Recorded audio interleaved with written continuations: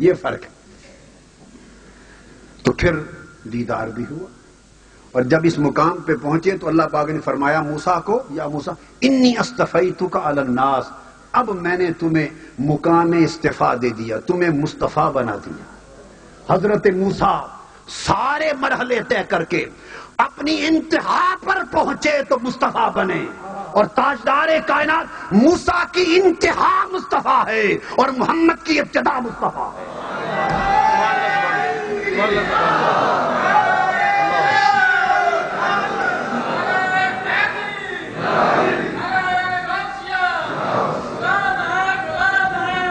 ہائے ہائے. اس لیے کسی نے کیا خوب کہا، حضرت بایزید فرماتے ہیں کہ پہلے حال یہ تھا کہ جب اسے تلاش کرنے نکلتا تھا اپنے سوا کچھ نہیں پاتا تھا. اب 20 سال سے کیفیت یہ ہے کہ اپنے آپ کو تلاش کرنے نکلتا ہوں، اس کے سوا کچھ نظر نہیں آتا.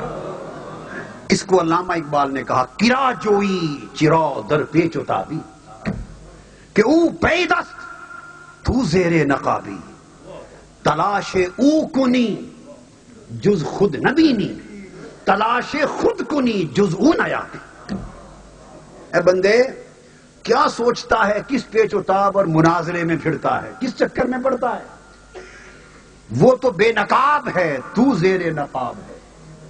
اگر اسے تلاش کرنے نکلے گا جدا سمجھ کر تو اپنے سوا کچھ نہیں ملے گا.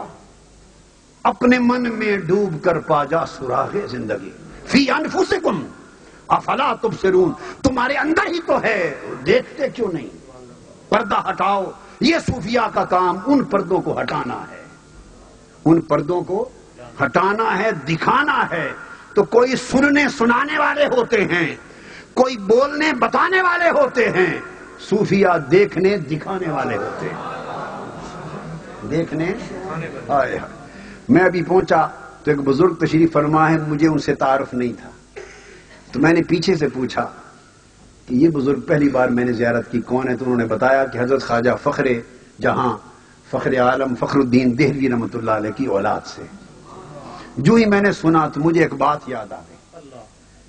ایک علمی نکتہ ہے، محدثین کہتے ہیں کہ سیدنا مولا علی شیر خدا کی کے ساتھ امام حسن بصری کی لقاء ثابت نہیں، ملاقات ثابت نہیں. اور صوفیاء کے سارے سلسلے اکثر وہ مولا علی شیر خدا سے امام حسن بصری کی بیعت اور پھر اسی سے چلتے ہیں.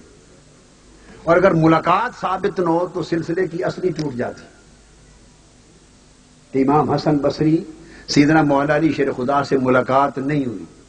اب یہ الگ بحث ہے، امام بخاری کے اصول پر سوچیں یا امام مسلم کے اصول پر سوچیں. اس پر ایک زمانے میں 1972 میں ایم اے کا طالب علم تھا، میں نے اس پر پورا ایک مقالہ لکھا تھا. آج سے 28 سال پہلے، بالکل اوائل نوجوانی کا زمانہ تھا، لکھا تھا. خیر اس زمانے میں نے پڑھا تو شاہ ولی اللہ محدث دہلوی محدث تھے، وہ فرماتے تھے کہ امام حسن بصری کی مولا علی شیر خدا سے ملاقات ثابت نہیں. حضرت فخر جہاں فخر الدین دہلوی رحمۃ اللہ علیہ، وہ ایک زمانہ تھا، فرماتے تھے کہ ملاقات ثابت ہے. مناظرہ ہو گیا. اب شاہ ولی اللہ محدث دہلوی جیسا محدث فقیہ مجتہد عالم اور محقق تو کوئی نہیں تھا، وہ تو غزالی وقت تھے. اب علم ظاہری میں تو صاف ظاہر مقابلہ نہیں تھا، مگر 3 دن مناظرہ ہوا. حضرت شاہ ولی اللہ محدث دہلوی کا وہ ملاقات نہیں مانتے تھے، اور حضرت خواجہ فخر جہاں فخر الدین دہلوی رحمۃ اللہ تعالی علیہ کا وہ ملاقات مانتے تھے.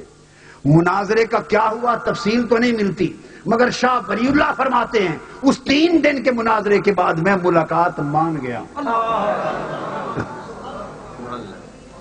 اب وہ اپنی کتابوں میں الانتباہ لے فی سلاسل اولیاء اللہ جہاں اب وہ تسلسل سے ملاقات کو بیان کرتے ہیں. تو اس دن میں سمجھا کہ مناظرہ تو 3 دن جاری رہا ہوگا. فخر جہاں نے دلائل سے نہیں، یہ دیکھنے والے تھے، ملاقات دکھا دی. ملاقات والوں نے ملاقات دکھا دی، ملاقات والوں نے ملاقات دکھا دی، منوا دیا.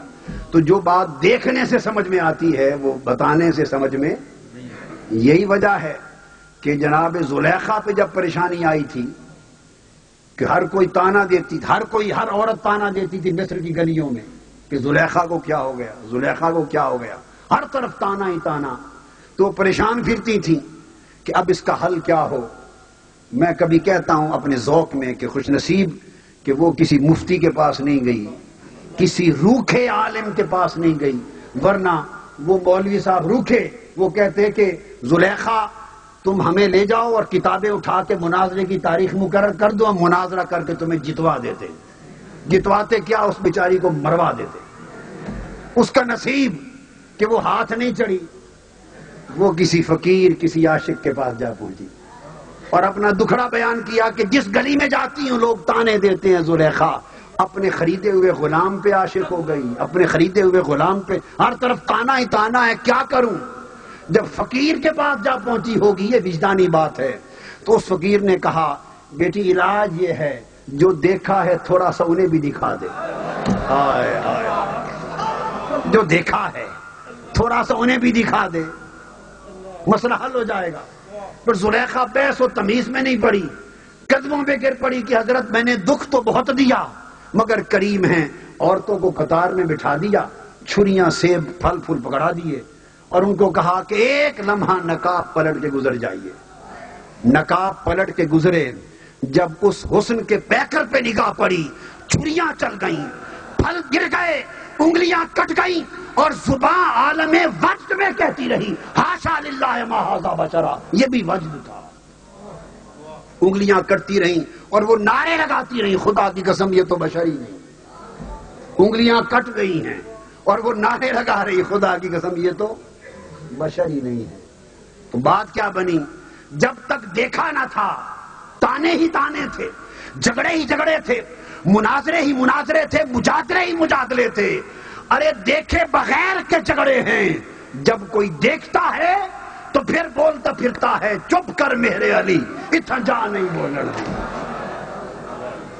کوئی مثل نہیں ڈھولن دی، کوئی مثل نہیں ڈھولن دی، چپ کر میرے علی اتنا جا نہیں بولن دی۔ تو جب تک نہیں دیکھتے جھگڑے ہوتے ہیں اور جو تھوڑا سا دیکھ لیتے ہیں پھر وہ چپ کرتے۔ اگر خاموش رہوں میں تو تو ہی ہے سب کچھ، غالباً اصغر گونڈوی کا شعر۔ اگر خاموش رہوں میں، اور شعر شور مجھے کوئی نہیں آتے، نہ میرا کوئی ذوق ہے۔ حضرت شاہ نصیر الدین صاحب نے کہہ دیا تو ان کے کہنے سے یوں ہی تھوڑی سی اس ذوق نے انگڑائی لے لی، ہلکی سی یوں ہی انگڑائی لے لی اور کچھ نہیں۔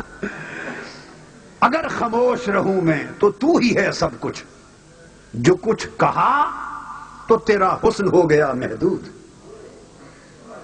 تو جب تک لیتے ہیں تو چپ ہو جاتے ہیں۔ تو صوفیات تو تکنے تکانے کا کام کرتے ہیں، دیکھنے دکھانے کا کام کرتے ہیں، اس سے کیفیات وارد ہوتی ہیں۔ اس لیے جو خود کوئی نہیں تک سکتا تو کم سے کم تکنے والوں کو تک لے، اس سے تکنے کا ایک سلسلہ چلتا ہے، اس سے تکنے کا ایک۔